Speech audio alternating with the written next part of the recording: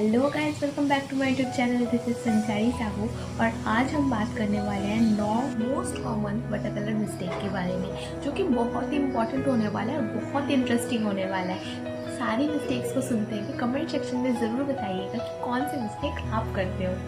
सो जुड़े रहना, वीडियो में स्किप मत करना और सारी चीज़ों को नोट डाउन ज़रूर करना। तो मिलते आगे की वीडियो में। Without any further do, let's begin. तो दोस्तों, वाटर कलर एक बहुत ही ट्रांसपेरेंट मीडियम है, बहुत ही एक सॉफ्ट मीडियम है, जहाँ पे हमें लाइट से डार्कनेस की तरफ जाना होता है बहुत ही सेंसिटिव वे में, और उन दोनों को, लाइटनेस और डार्कनेस को बहुत ही संभालते हुए बैलेंस करना होता है। यहाँ पे लाइटनेस और डार्कनेस को बैलेंस करना थोड़ा सा डिफिकल्ट होता है बाकी सारे मीडियम्स से, क्योंकि वो सारे मीडियम्स ओपेक होते हैं। वहाँ पे हम डार्कनेस के ऊपर भी लाइटनेस चढ़ा सकते हैं, बट यहाँ पे हम डार्कनेस के ऊपर लाइटनेस नहीं चला सकते, क्योंकि ये लाइट टू डार्क का ही मीडियम है। यहाँ पे हमें लेयर वाइज काम करना होता है ताकि हम अपने कलर में डेप्थ दिखा सकें। तो इसी को फॉलो करते हुए हमारी पहली मिस्टेक वो है बहुत ही मोटा और डार्क और हार्ड आउटलाइन बनाना। बिगनर्स अक्सर ये गलती करते हैं कि वो बहुत ही बॉडी प्रेशर को देते हुए एकदम दबा दबा कर ड्राइंग करते हैं। इससे दो चीज़ होती है, एक तो कि वाटर कलर का जो पेपर होता है उसकी जो टेक्सचर होती है वो ख़राब हो जाती है अगर हम डार्क आउटलाइन बनाते हुए उसको इरेज करें बार बार। बट अगर हम लाइट ड्राइंग बनाएं तो वो थोड़ा सा हल्का सा टच करने से ही इरेजर से वो मिट जाता है। इसीलिए हमें लाइट आउटलाइन बनानी चाहिए। सेकेंड चीज़ वो है कि वाटर कलर, चूँकि मैंने बोला एक ट्रांसपेरेंट मीडियम है, तो अगर हम डार्क आउटलाइन बनाते हैं ना, तो कलर करने के बाद भी हमें वो आउटलाइन विजिबल होती है, जो कि बहुत ही एक गंदी चीज़ है। कलर करने के बाद हमें आउटलाइन विजिबल कभी नहीं होनी चाहिए। इसीलिए हमें लाइट आउट बनानी चाहिए ताकि हमारा पेपर भी बचे और हमारी जो कलर है वो, उसकी जो सॉफ्टनेस वो बने रहे, उसके अंदर से वो जो पेंसिल है वो ना दिखे। दोस्तों, ये जो वाटर कलर है ना, ये एक बहुत ही सेंसिटिव मीडियम है जिसको हमें लेयर वाइज करना होता है। लेयर वाइज करने का जो रीज़न है वो सबसे बड़ी ये है कि ताकि हम अपने ड्राइंग में डेप्थ दिखा सकें, हम उसके अंदर की जो 3D फील है वो दिखा सकें। क्योंकि अगर हम पहले ही डार्क ऐड कर देंगे तो उसके बाद हम लाइट ऐड नहीं कर पाएंगे, क्योंकि ये लाइट टू डार्क का मीडियम है, डार्क टू लाइट का नहीं। ये ओपेक नहीं है, ये ट्रांसपेरेंट मीडियम है। इसीलिए हमें हमेशा लेयर वाइज काम करना चाहिए। और इसी को फॉलो करते हुए हमारी सेकेंड मिस्टेक जो कि है कलरिंग टू डार्क। अक्सर बिगिनर्स ये गलती करते हैं कि शुरू से ही बहुत ही ज़्यादा डार्क वे में कलर करना शुरू कर देते हैं, जिससे ये नेगेटिव पॉइंट है कि उसके बाद हम लाइट ऐड और नहीं कर पाते और उनकी ड्राइंग जो लाइटनेस और डार्कनेस की जो बैलेंस है वो पूरी तरह से बिगड़ जाती है। इसीलिए हमें हमेशा लाइट टू डार्क करना चाहिए ताकि हम लेयर वाइज डार्कनेस को ऐड कर सकें। क्योंकि अगर एक चीज़ डार्क होनी है तो हम उसको पहले अगर लाइट करें तो उसको हम फिर डार्क कर सकते हैं बाद में। बट अगर कोई चीज़ लाइट होनी है और हम बिन देखें उसको पहले ही डार्क कर दें तो हम उसको लाइट नहीं कर पाएंगे। इसलिए इट्स बेटर कि हम लेयर वाइज काम करें ताकि धीरे धीरे हमें ये समझ आए कि कौन सी चीज़ किससे कितनी डार्क है, ताकि हम सही वैल्यू सही जगह में पुट कर सकें और हमारी जो बैलेंस है लाइटनेस और डार्कनेस की वो हम पूरी तरह से बनाए रख सकें अपने ड्राइंग में, ताकि हमारा ड्राइंग बैलेंस और सुंदर दिखे। और जैसा कि दोस्तों मैंने पहले भी कहा कि ये एक ट्रांसपेरेंट मीडियम है, इसको लाइट टू डार्क वो करना बहुत ज़्यादा ज़रूरी है। ये ओपेक मीडियम नहीं है कि कहीं पे अगर गलती हो जाए हम उसको सुधार सकते हैं वाइट यूज़ करके या ब्लैक यूज़ करके या कोई और कलर। हमने जो गलती एक बार कर दी वो कर दी, हम उसको सुधार सकते हैं अपनी अगली ड्राइंग में। बट उस ड्राइंग में सुधारना थोड़ा सा डिफिकल्ट हो जाता है बिगिनर्स के लिए तो बहुत ज़्यादा। इसीलिए इसी को फॉलो करते हुए हमारी थर्ड मिस्टेक वो है अनक्लियर एजेस। हम जब भी किसी चीज़ को ड्रॉ कर रहे होते हैं, उसको कलर कर रहे होते हैं, तो हम बहुत हड़बड़ा जाते हैं और उसकी जो एजेस है, उसकी जो बाउंड्री है, उसकी जो बॉर्डर है, उसको ना देखते हुए हम जल्दी से अगर कलर कर दें तो वो निकल जाएगा। अगर वो निकल गया, हम ओपेक मीडियम्स में जैसे oil paintings, oil pastel, acrylic colour, poster colour, soft pastel, इन सारी चीज़ों में हम उसको सुधार सकते हैं। बट वाटर कलर में हम उसको नहीं सुधार सकते, क्योंकि हम बाहर में भी जो कलर देंगे वो भी ट्रांसपेरेंट होगा। उसको अगर जब हम देंगे तो वो जो कलर है जो कि अंदर का था, उस ऑब्जेक्ट का था, जो कि निकल चुका है, वो विजिबल होगा। मान लीजिए वो ऑब्जेक्ट रेड कलर का है, जो हम बाहर में बैकग्राउंड में कलर करेंगे वो ब्लू है, तो आपको नहीं लगता कि ब्लू के अंदर से वो रेड दिखेगा? ज़रूर दिखेगा। इसीलिए ये इन सारी चीज़ों का ध्यान रखना बहुत ज़्यादा ज़रूरी है कि जब भी आप ड्रॉ करो, जब भी आप कलर करो, एजेस का ध्यान रखिए ताकि आपकी जो कलर्स है वो ऑब्जेक्ट से बाहर ना निकले और आपकी ड्राइंग सुंदर दिखे। और दोस्तों, इसी को फॉलो करते हुए हमारी 4th मिस्टेक वो है कलरिंग टू फास्ट। अक्सर बिगिनर्स इसी गलती को दोहराते हैं कि कलर बहुत हड़बड़ी में करते हैं। एजेस का जो था, इसकी पिछली वाली जो मिस्टेक थी कि अनक्लियर एजेस, वो भी इसी के लिए होता है कि हम हड़बड़ा जाते हैं कलर्स करते हुए। हड़बड़ाना नहीं है, हमें धीरे धीरे कलर करना है, पेशेंस के साथ कलर करना है। और हमने कितनी पेशेंस के साथ एक ड्राइंग को कंप्लीट करा है, वो पेशेंस हमें अपने ड्राइंग में दिखाना है कि उस ड्राइंग को देखकर लगे कि हमने उस ड्राइंग को कितने पेशेंस के साथ करा है, ताकि हमारी ड्राइंग की जो बैलेंस है वो सही से रहे और उस ड्राइंग से ही झलके कि हमने कितना टाइम उसको दिया है। अक्सर आर्टिस्ट कहते हैं कि हमने इस पेंटिंग को तो 10 घंटा लगा कर बनाया है, 20 घंटा लगा कर बनाया है। अगर व्यूअर्स आपकी ड्राइंग की वैल्यू नहीं कर रहे तो उस ड्राइंग की कोई वैल्यू नहीं है। चाहे आप उसको 10 दिन लगा कर करो या 10 साल लगा कर करो, आपने उस ड्राइंग में कितना ज़्यादा टाइम दिया है वो आप नहीं कहोगे, वो आपकी वो ड्राइंग कहेगी कि मेरे को इसने 10 घंटा लगा कर बनाया है। उस ड्राइंग में आपकी वो पेशेंस, वो जो टाइम है आपने दिया है, वो जो प्यार है, वो जो इमोशन है, वो आपने उस ड्राइंग को दिया है, वो उस ड्राइंग में झलकेगा। वो ड्राइंग कहेगा कि मेरे को इसने ये सब दिया है, अब बताओ मेरी वैल्यू क्या है।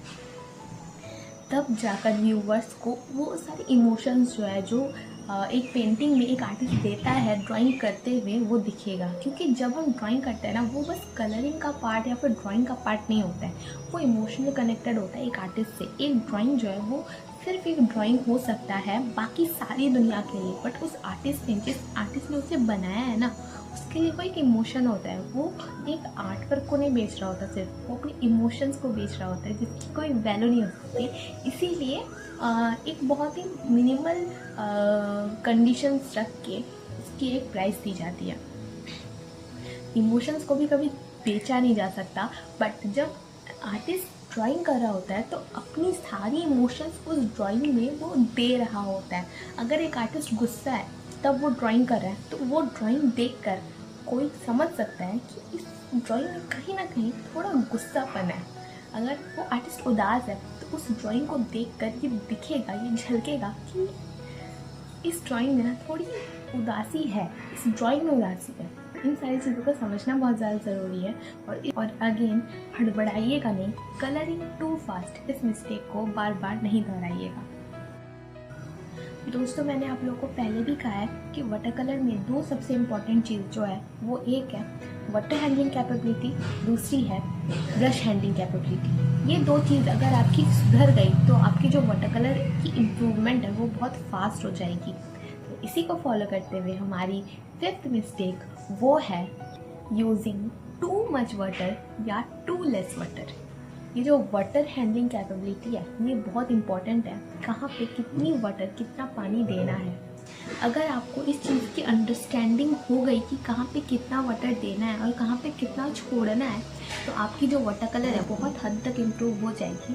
क्योंकि ये वाटर कलर का जो मीडियम है वो पूरा वाटर के ऊपर ही डिपेंड करता है। अगर आपने थोड़ा सा कम वाटर दिया तो आपकी ड्राइंग बिगड़ सकती है, अगर आपने थोड़ा सा ज़्यादा पानी दिया तो आपकी ड्राइंग बिगड़ सकती है। तो बहुत से मास्टर आर्टिस्ट हैं जो कि अपने ड्राइंग में बहुत ज़्यादा पानी देते हैं, स्टिल उनकी ड्राइंग नहीं बिगड़ती, क्योंकि उसकी फंडामेंटल स्ट्रॉन्ग है। उन्होंने वाटर कलर को इस वे में मास्टर किया है कि वो इन रूल्स को तोड़ सकते हैं। इसीलिए कहते हैं कि रूल्स का समझना बहुत ज़्यादा ज़रूरी है, रूल्स को मास्टर कर लेना बहुत ज़्यादा ज़रूरी है रूल्स को तोड़ने के लिए। जब तक आप रूल्स को समझोगे नहीं कि रूल्स है क्या एक्चुअली, तब तक आप उसे तोड़ नहीं पाओगे। इसीलिए पहले रूल्स को समझो, उनको मास्टर कर लो, फिर उसको तोड़ना। और इसी को फॉलो करते हुए हमारी 6th mistake, not allow colours to dry. हम अक्सर भीगे में ही कलर्स ऐड कर देते हैं। मेरी भी आप लोगों ने बहुत से ट्यूटोरियल्स देखे होंगे, डेमोन्स्ट्रेशन देखे होंगे, जहाँ पे मैं पूरे पेपर को भिगा देती हूँ, देन कलर्स ऐड करती हूँ। तो वो एक अलग टेक्निक है। बहुत करते हैं कि पूरा पेपर सूखा ही रहता है, बहुत कम पानी यूज़ करके वो कलर करते हैं। वो सारी जो टेक्निक्स है वो सब साइड में रखते हुए अगर मैं फंडामेंटल की बात करूँ तो वहाँ पे सूखने देना, पानी को सूखने देना बहुत ज़्यादा ज़रूरी है, जहाँ पे हमें ब्लर चीज़ें नहीं चाहिए। मैं सारी चीज़ों को लेयर वाइज काम करती हूँ। जो सारी चीज़ें वो पहले ब्लर होती है, धीरे धीरे मैं उसको क्लियर करती जाती हूँ टाइम के साथ, जैसे जैसे पानी सूखता जाता है। बट अगर आप एक लैंडस्केप कर रहे हो, मैं बेसिकली मोनोक्रोम पे काम करती हूँ, इसीलिए उतनी डिफिकल्टी नहीं आती। बट अगर आप कलरफुल पिक्चर बना रहे हो, एक मान लीजिए लैंडस्केप बना रहे हो, तो उसमें पहले अगर आपने पूरे को भिगा दिया तो आपने जो आसमान किया उसकी जो कलर है ब्लू घर में भी आ जाएगी, पेड़ में भी आ जाएगी, रास्ते में भी आ जाएगी। तो इन चीज़ों को समझना बहुत ज़्यादा ज़रूरी है कि जब भी आप कलरफुल ड्राइंग करो या फिर सारी चीज़ों को जहाँ पे आपको ब्लर नहीं करना है, सारी चीज़ों को अपने अपने सेपरेट वे में रखना है, वहाँ पे कलर्स पानी को सूखने देना बहुत ज़्यादा ज़रूरी है, ताकि आपकी ड्राइंग वैसी दिखे जैसे आपने एक्सपेक्ट किया था। और हमारी वाटर कलर की मोस्ट कॉमन मिस्टेक की 7वीं मिस्टेक है नॉट स्ट्रेचिंग द पेपर। हम अक्सर पेपर को स्ट्रेच नहीं करते हैं, जिससे ये दिक्कत होती है कि हमारी जो पेपर है वो फोल्ड हो जाती है ड्राइंग करने के बाद, या फिर वो उसमें पानी जम जाता है क्योंकि वो स्ट्रेच नहीं होती है, तो वो फोल्ड हो जाती है और उसमें पानी जम जाती है बीच में। इसीलिए अपने पेपर को सीधा रखना बहुत ज़्यादा ज़रूरी है। मैं पूरे पेपर को भिगा देती हूँ जो कि वो बोर्ड के साथ चिपक जाती है। बट अगर आप लोग पूरे पेपर को भिगाते हुए काम नहीं कर रहे हो, तो ये बहुत ज़्यादा ज़रूरी है कि अपने पेपर को स्ट्रेच करें पहले, देन उसमें कलर करें, ताकि आपकी जो पेपर है वो सही सलामत रहे, पानी जम ना जाए बीच में और आपकी पेपर जो फोल्ड ना हो जाए ड्राइंग करने के बाद, कलरिंग कंप्लीट करने के बाद। और हमारी 8वीं मिस्टेक, जो कि मैं डैम श्योर हूँ कि सारे लोग करते होंगे कुछ के अलावा, वो है कि यूजिंग डर्टी वाटर। अक्सर बिगिनर्स ये करते हैं, क्योंकि बिगिनर्स नहीं, एडवांस लेवल पे जाने के बाद भी ये आर्टिस्ट करते हैं। बट क्या होता है कि एडवांस लेवल पे जाने के बाद उनकी इतनी कैपेबिलिटी हो जाती है कि वो गंदे पानी को यूज़ करते हुए भी एक अच्छी सी साफ सुथरी पेंटिंग बना दे। बट बिगिनर्स ये नहीं कर पाते, इसीलिए दिक्कत उनको ही आती है। मैं भी बहुत बार गंदे वाटर यूज़ करती हूँ, क्योंकि बार बार उठ के जाना आना। इसीलिए आप एक काम कर सकते हो कि 2-3 जगह पे पहले से ही पानी भर के रख लो। एक गंदा हुआ तो दूसरा कटोरा ले लो, ताकि आपकी जो ड्राइंग है उसमें फ्रेशनेस बनाए रखे, क्योंकि ये बहुत इंपॉर्टेंट एक मिस्टेक है जो कि आपकी ड्राइंग को डल बना सकती है। तो इसीलिए साफ़ वाटर का यूज़ करना बहुत ज़्यादा ज़रूरी है, क्लीन वाटर का यूज़ करना बहुत ज़्यादा ज़रूरी है, ताकि आपकी जो ड्राइंग की फ्रेशनेस है वो बना रहे और आपकी ड्राइंग सिर्फ पानी की वजह से ना खराब हो। और दोस्तों, आज की लास्ट मिस्टेक जो कि हम डिस्कस करने वाले हैं वो है यूजिंग बैड ब्रश।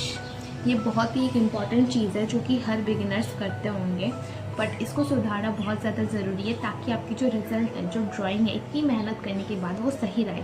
क्योंकि जब हम ऑयल पेंटिंग का या फिर एक्रेलिक या फिर पोस्टर कलर का यूज़ करते हैं, तो हम गंदे ब्रश, थोड़े से बिखरे हुए ब्रश यूज़ कर सकते हैं वहाँ पे कुछ टेक्सचर देने के लिए, ग्रास का हो गया या फिर किसी और चीज़ का।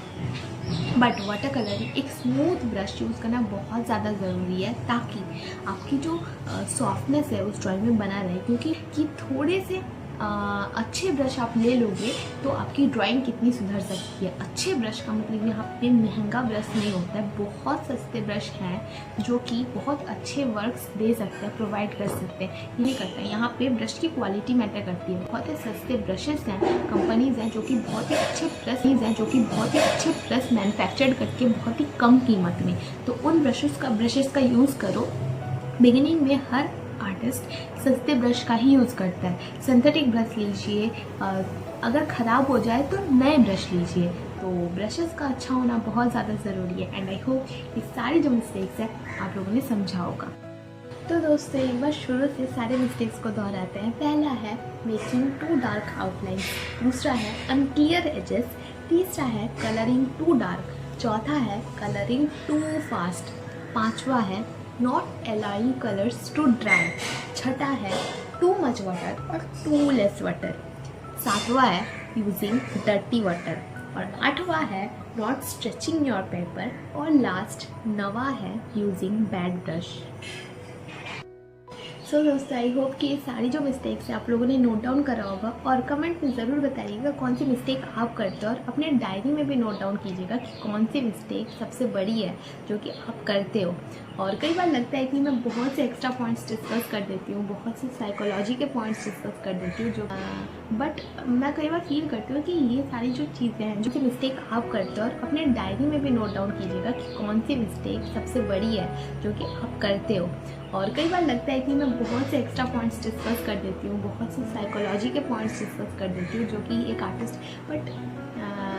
बट मैं कई बार फील करती हूँ कि ये सारी जो चीज़ें हैं जो कि मैं एक्स्ट्रा यूज़ करती हूँ, जैसे एक्स्ट्रा शेयर करती हूँ, वो सारी चीज़ें ना एक आर्टिस्ट को दूसरे आर्टिस्ट से जोड़ देता है। तो आपके भी थॉट्स कमेंट सेक्शन में ज़रूर बताइएगा, मैं भी अपने थॉट्स बताती हूँ। और ऐसे ही अगर और वीडियोज़ चाहिए तो कमेंट सेक्शन में ज़रूर बताइएगा ताकि हम और वीडियोज़ ऐसे ला सकें। सो तब तक के लिए keep drawing, keep practising, love you all.